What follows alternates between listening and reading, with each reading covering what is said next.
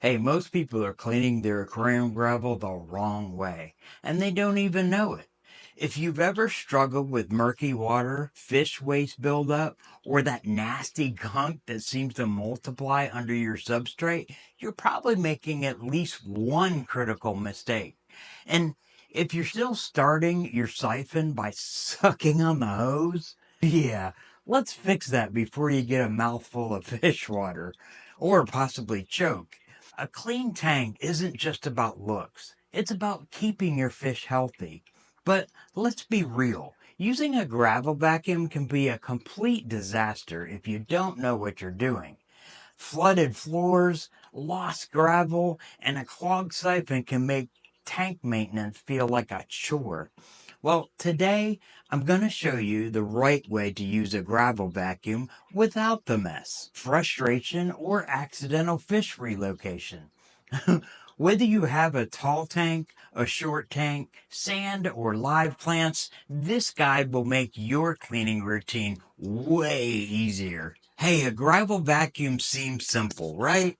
It's just a tube, but it's one of the most misused tools in the hobby.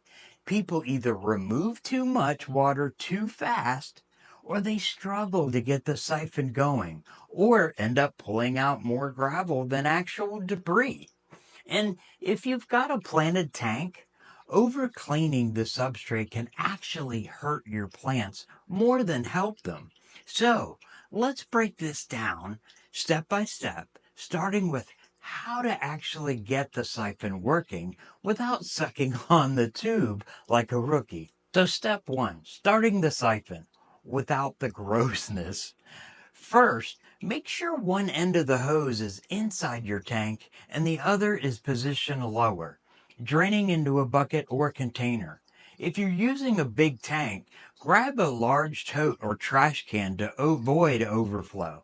Instead of dunking the whole tube in your tank, submerge the vacuum end at an angle and let the water naturally fill the tubing. Once it's full, lift the end slightly while keeping the open end in your bucket.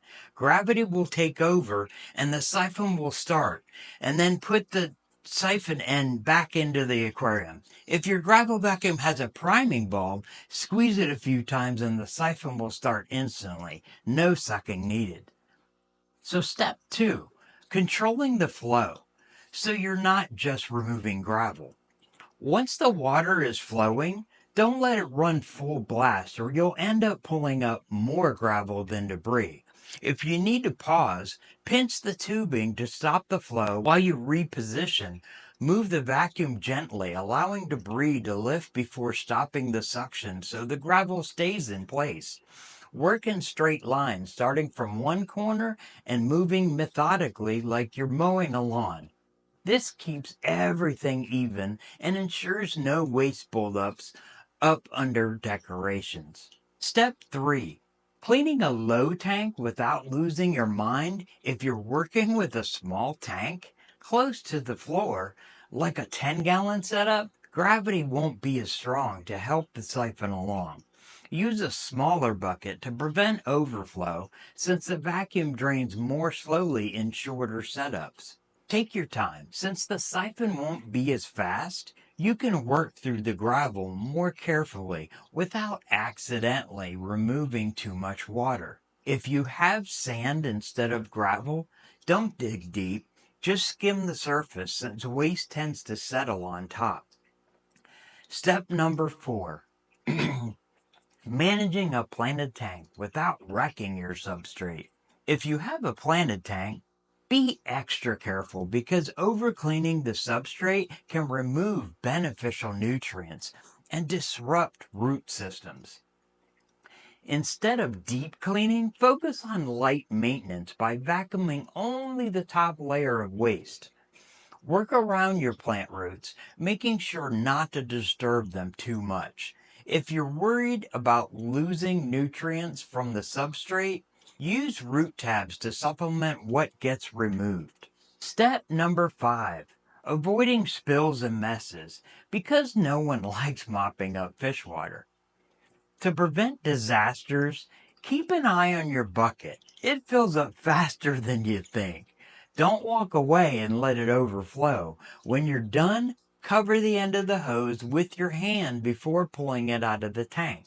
This stops any extra siphoning and prevents water from spilling everywhere or even back in the tank. Lastly, don't forget to remove your decorations because waste build up under them. So shift things around carefully to remove all the hidden gunk. Hey, using a gravel vacuum the right way makes tank maintenance way easier, helps keep your water cleaner, and prevents accidental floods.